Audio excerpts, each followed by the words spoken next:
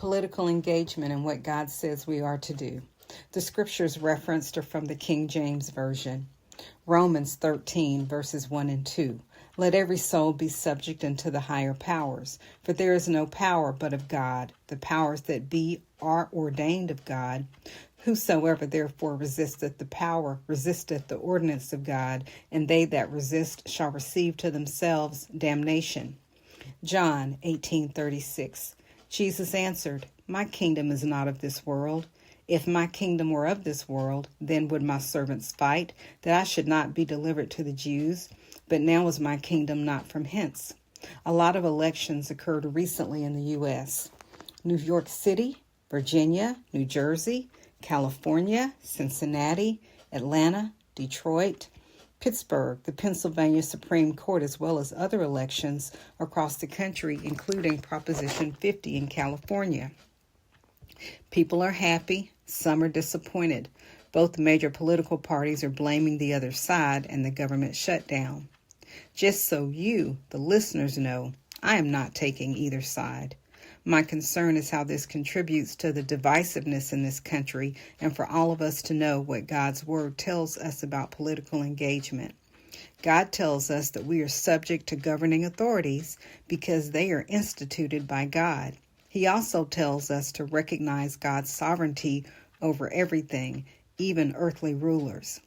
We, as believers in God, should also recognize that because of our relationship with Him, we are citizens in God's kingdom. Citizenship in God's kingdom is above the earthly kingdom of politics, no matter the political affiliation. So it is no surprise to me when I hear people say, God is my political leader. I put my trust in Him and focus on what He tells me to do, which is to treat people the way I want to be treated. Matthew 7:12 and Luke 6:31. What does God's Word tell us to do? We are to care for the poor. I see this happening with the SNAP program. People are donating money and food. Government entities are transferring money from different budgets to assist with helping those vulnerable to food insecurities and loss of jobs. We are to act justly and with integrity. This means we are to act with kindness, humility, pursue justice, and be sober-minded. Sober-minded means to act with good judgment, seriousness, without excess. It also means to be clear-headed, free from intoxication of drugs, alcohol, and intense emotional states like anger or anxiety that can impair judgment. Other aspects include being self-controlled, balanced, alert, and vigilant. Self-controlled is to practice restraint in thought, feeling, and behavior, remaining calm and thoughtful even in difficult situations. Being balanced is to have a mental and emotional balance, allowing for a steady and realistic outlook on life and situations. The last aspect of being sober-minded is to be alert and vigilant from a spiritual context.